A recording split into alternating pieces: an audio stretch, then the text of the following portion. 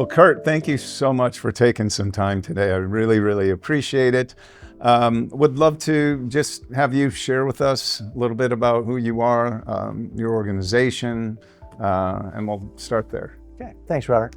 So I have been in healthcare for about 34 years. I am currently serving as the CEO at Kane County Hospital in Kanab, Utah. It is the smallest hospital that I've ever been at. It seems like it has the most problems of any hospital I've ever been at. I actually came to Kane County Hospital because my wife used to work at Best Friends, which is an animal sanctuary near Kanab. And she was working there before we got married. I met her a little over 6 years ago. We've been married for 6 years, but she always wanted to come back to Kanab. That was her happy place in life, and so we decided to come back to Kanab. I met with the board, and they seemed to agree that I'd be a good fit there, and so we moved to Kanab 4.5 years ago. So I've been there for 4.5 years. About October of this year, or of last year, I guess, I got a call from Andrew, and we started having some conversations about Connex and all the things that were going on. It took me a little bit to figure out, well, who are they? What are they doing? Yeah. And then I realized it was really just a situation where I had the opportunity to network with other CEOs, other hospital people. Also had the opportunity to meet vendors through these direct connections, if you will. Mm-hmm. And the thing that I liked about it is Andrew interviewed me, went over all the challenges that I was facing at the hospital, and instead of just sicking every vendor on me, he just said, let's find the vendors that are good fits for what you're looking at. And so I've had a couple of vendor interviews. I've had the opportunity to actually sign a contract with one of the vendors, and I feel really good about that. But you know, like I said, I've been doing this for 34 years. I've been part of HFMA, and AHA, and of course ACHE, and so I've been in a lot of professional organizations.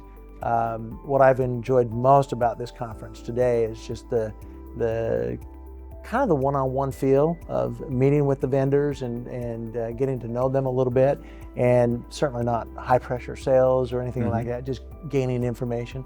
That's been kind of fun. So it's been a good experience so far. Awesome. Well, yeah, obviously CEO, hospital, you put those together and it's a matrix of complexity, challenges in today's day and age, trying to keep the boat afloat, and certainly if you're on the smaller side too, resources are tough. And yet everybody wants a piece of you, the hospital, whether it is vendors or organizations. In your experience, because again, having done this for just a short tenure of 34 years, what do you feel separates Connex maybe from some of the other things that you've experienced within healthcare communities? Yeah, so I think that in healthcare in general, we are faced with a lot of complexity. And in my time in healthcare, the presidential elections have impacted healthcare at least 4 times in a major way in my career. Yeah. President Clinton, President Bush, President Obama, and now President Trump. And what I have hoped through this connection piece is to meet people who are struggling with the same issues that I'm struggling with.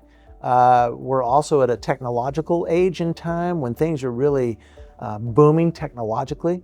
The advent of AI, insurance companies, those types of things. I mean, we all need to kind of come together to figure out how to best move our claims through the insurance companies from a revenue cycle perspective. Yeah. We do a lot of hard work. We do a lot of good work. Healthcare is expensive, but nonetheless, we are providing that health work, that care for that good health. We deserve to get paid for that. And so we want to make sure that as we move our claims through the system, that we move it through efficiently, properly, and at the end of the day, we get paid for what we do. Yeah. And where would you say we've been able to help within that complexity, right? Yeah, so the vendors that I'm talking to right now are predominantly in 2 areas.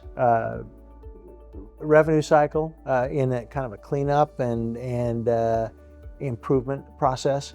The other side is in the AI, where we're looking at denials and denial management and using those AI tools to become more efficient. I know that sometimes staff worry about, well, you do all this AI stuff, what's that going to do for my job, right? And actually, one of the best answers I had yet came from the session, a breakout session that I had this morning. And a young lady from Dallas Methodist, she said, the thing you have to think about with AI is it's not a tool to replace people. It's a tool to become a sounding board. It's your best friend, so to speak, somebody that you can talk to and say, well, if I do this, what'll happen? And if I do this, what'll happen? So it becomes a really good tool to use to make yourself better at what you're doing. I thought that was a really good answer about how AI can help in my world. Yeah. So I think that's been a real good connection for me, the AI piece of it, because as a small hospital, my IT staff, when I got there, was a staff of 1.5, and now it's a staff of 3. Yeah. And trying to keep up with AI, trying to keep up with the insurance companies. They're better prepared than we are at a small hospital. I don't have the staff to keep up with it. So some of these connections will be very helpful, especially like in the AI world. Yeah. I think that will be very helpful. Yeah. Well, when you're the top of the food chain, where do you go? People look to you for the answers. So where are you going to go for the answers? Right. And that's what, that's really, again, not just talking about a peer community, because we're not the only ones out there, but what we look to do. And when you and I first had our conversation after you had spoken with Andrew, and kind of went through the entire concierge services that we provide, it's finding out what is most important to you. Finding out, to your point, what solutions are most relevant to you, whether it's denials, collections, things within the revenue cycle. Maybe you don't need clinical stuff, you need more the revenue cycle right now. That's what we're going to focus on. Ideation or problem solving. What think tanks and sessions or cohort groups or revenue cycle, right? Innovator groups. We've got all of those. And I know you've been able to participate a little bit in that as well. And we do those here. Yeah. And then we also have those going on weekly, and you've attended some of those virtually, yeah? I have. So probably the one that was the most impactful for me was on it was a HR panel, but it was really on the impact on people, right? I don't remember early in my career talking about baby boomers and millennials and Gen X and Gen Z and all of these different generational types of things. But now, obviously I'm a baby boomer. As I get towards the end of my career, I see that there are a lot of differences in the way that I was brought up versus the way that people are coming into the workforce today.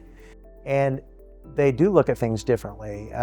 They use a lot more automation, a lot more tools, their social media and all of those types of things. And I just as soon leave the social media and all that stuff behind. But I appreciate the people on my staff that are really good at that. Yeah.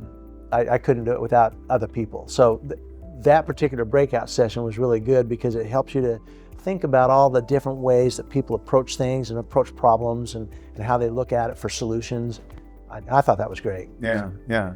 Well, and cultivating some of these relationships too that you can really develop trusted relationships with is imperative too. And I know that's not one of the things, Connex isn't putting transactional relationships together just once or twice a year. These are a through line where people have access to each other 24/7. And I know that's a comfort for many of them. And you're now a year and a half old, starting to really get into building some of those relationships that you'll have long-term relationships with some that are peers that are similar to you. And sometimes you learn from others that might be in a system that's doing something that might be relevant to you as well. So, well, and I think even in the big systems, I obviously I've been in a big system as a vice president with Quorum Health Resources. I've had large hospitals and small hospitals, right? But there's a lot of things that are in big systems that can transfer on down to the smaller hospitals. So you don't ever lose the need to have that knowledge or that peer relationship, if you will. I think with Connex, one of the things that is, I guess, encouraged is that connection piece, that mentoring, that coaching piece that maybe, with HFMA or with ACHE, maybe you don't get as much of that one-on-one. You go to your annual meetings and then you go home, right? With Connex, you get the annual meeting, then you get the weekly phone calls. You get to keep touching base with people. I think that's good. So keeps you connected. Fantastic. Well, Kurt, thank you so much for your time. I really appreciate your wisdom, your contributions, your willingness to invest in the membership. So on behalf of Connex, thanks. Thank you.